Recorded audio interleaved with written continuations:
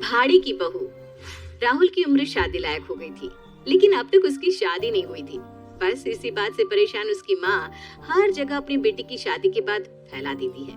ऐसे ही एक दिन राहुल के लिए एक लड़की का रिश्ता आता है, लेकिन थैंक यू राहुल फॉर को लड़की वॉचिंग पसंद नहीं हमारी आती, प्यारी जिस कहानियाँ। कारण राहुल उस लड़की से शादी करने से मना कर देता है। माँ, मैं इस लड़के से शादी नहीं करूंगा।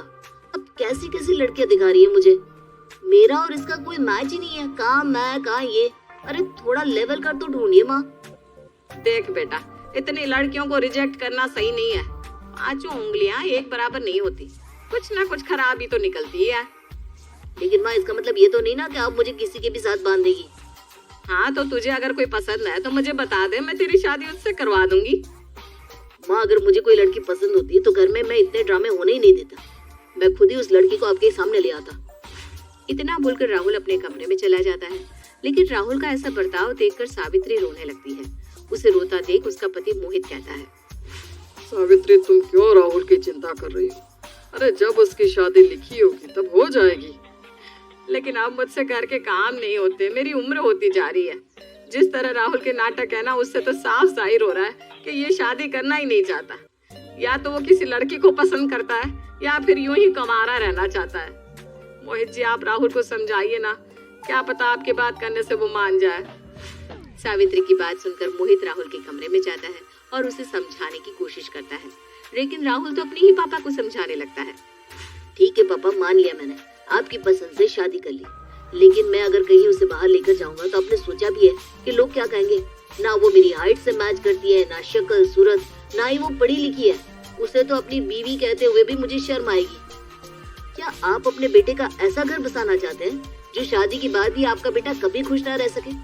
अगर आप अपने बेटे की खुशी नहीं चाहते, अगर आप चाहते हैं कि आपके बेटे का रिश्ता दुनिया के सामने रहे लेकिन उसकी पर्सनल लाइफ में हमेशा प्रॉब्लम रहे, तो ठीक है, मैं शादी करने के लिए तैयार हूँ।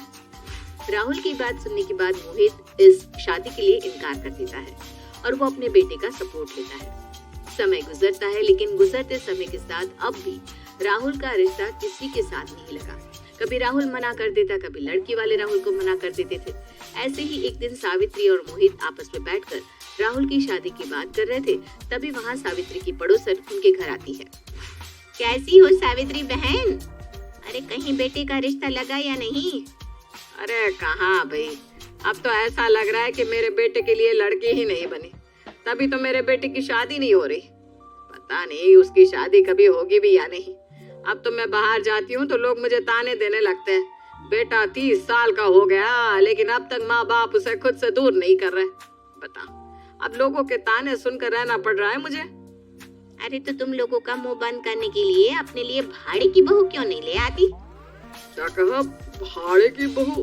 क्या मतलब है आपका? अरे मोहित भाई साहब, लोगों का मुंह बंद करने के लिए कुछ न कुछ तो करना पड़ेगा। आप भले ही 2-4 लोगों का मुंह बंद कर लेंगे, लेकिन पूरी सोसाइटी का नहीं। किस किस का मुंह बंद करेंगे आप? बोलने वाले तो कुछ भी बोलते हैं। वैसे मेरी मानो तो आप लोगों को दिखाने के लिए अपने बेटे की नकली शादी कर दो। इसी बहाने लोगों का मुंह भी बंद हो जाएगा और आपके घर में भाड़े की बहू आ जाएगी। लेकिन आप कहना क्या चाहती हैं, हमें यही समझ में नहीं आ रहा। अरे भाड़े की बहू बनेगा कौन? आखिर कौन है जो यहाँ भाड़े की बहू बनने के लिए तैयार होगा? सावित्री बहन, आजकल पैसा बड़ी चीज है और गांव में बहुत से ऐसे घर हैं जिन्हें पैसों की सख्त जरूरत होती है। तुम एक काम करो, मैं तुम्हें एक लड़की का नंबर दे रही हूँ। उसको पैसों की सख्त जरूरत है और आपको बहू की।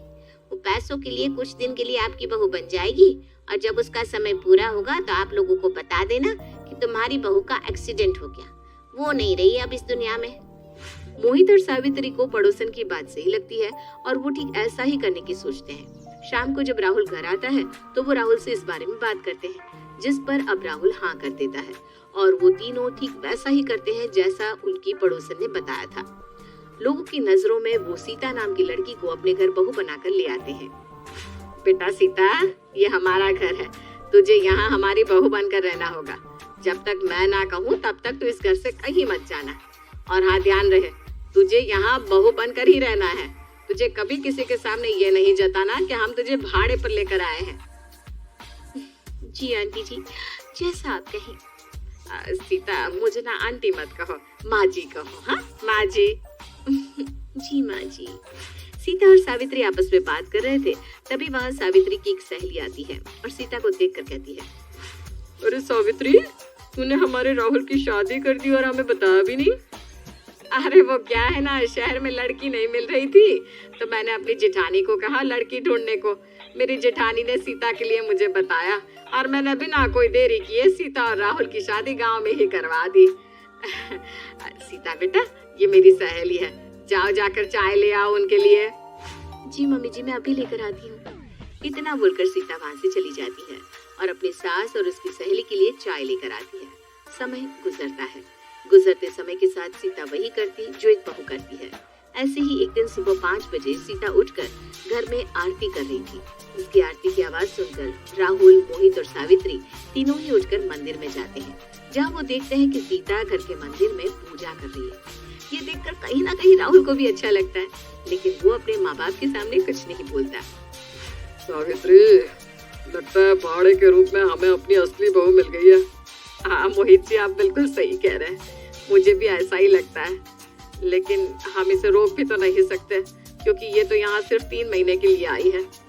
इतना बोलकर सावित्री उदास होकर अपने कमरे में चली जाती है। समय गुजरता है। गुजरते समय के साथ राहुल और सीता को भी एक दूसरे से प्यार हो जाता है, लेकिन वो दोनों अपना अपना प्यार एक दूसरे के सामने जाहिर नहीं कर पाते। गुजरते समय के साथ अब सीता के जाने का समय आ जाता है। वो अपना सामान पैक कर रही थी, तभी वहाँ राहुल आ जाता है और उसे इस तरह सामान पैक करता देख पूछने लगता है, सीता तुम अपना सामान पैक क्यों कर रही हो, कहीं जा रही हो क्या? राहुल की ऐसी बात सुनकर सीता अपनी आंखों में आंसू लिए राहुल की तरफ देखती है। राहुल जी, मेरे जाने का समय हो गया है, मेरा समय पूरा हो चुका है, इसलिए मुझे यहाँ से अब जाना होगा। क्या तुम्हारे जाने का समय हो गया? तुम मुझे छोड़कर जा रही हो? राहुल की बात सुनकर सीता बेड पर बैठ जाती है और रोते हुए राहुल से कहती है, राहुल जी, जाना तो मैं भी नहीं चाहती इस घर से, क्योंकि इस घर में मुझे सबसे प्यार हो चुका है। भले इस घर की भाड़े की बहू बनकर आई थी मैं, लेकिन मुझे कभी इस घर में यह एहसास ही नहीं हुआ कि मैं इस घर की असली बहू नहीं हूँ। और राहुल जी, जाने अनजाने में मैं आपसे प्यार भी करने लगी हूँ। मैं इस घर से नहीं जाना चाहती राहुल जी, नहीं जाना चाहती, मुझे रोक लीजिए। सीता और राहुल की बात सुनते ही मोहित और सावित्री आ जाते हैं। सीता बहू, हमने तुम्हारी बात सुन ली है और मैं तुम्हें यहाँ से जाने ही नहीं देना चाहती, इसलिए मत जाओ। हमने तुम्हें जाने को बोला ही नहीं और हमें ये भी पता है कि तुम भी ये घर छोड़कर नहीं जाना चाहती है ना बेटा? माँ जी आप... हाँ बहू, जिस तरह तू ये घर छोड़कर नहीं जाना चाहती, ठीक उसी तरह मैं भी तुझे इस घर से नहीं भेजना चाहती, क्योंकि मैंने भी तुझे अपनी बहू के रूप में अपना लिया है। और मेरा ये पागल बेटा, वो तो तुझसे बेहद प्यार करता है, लेकिन उसकी हिम्मत ही नहीं हुई तुझे ये बात बोलने की। हाँ बेटा, इस घर को छोड़कर मत जाओ। तुम भले ही इस घर में भाड़े की बहू बनकर आई थी, लेकिन अब हम चाहते हैं कि तुम इस घर में भाड़े की बहू नहीं बल्कि असली की बहू बनकर रहो। मेरे बेटे से शादी करोगी ना? सीता, मम्मी पापा बिल्कुल सही कह रहे हैं। मैंने तुम्हें अब तक अपने दिल का हाल नहीं बताया।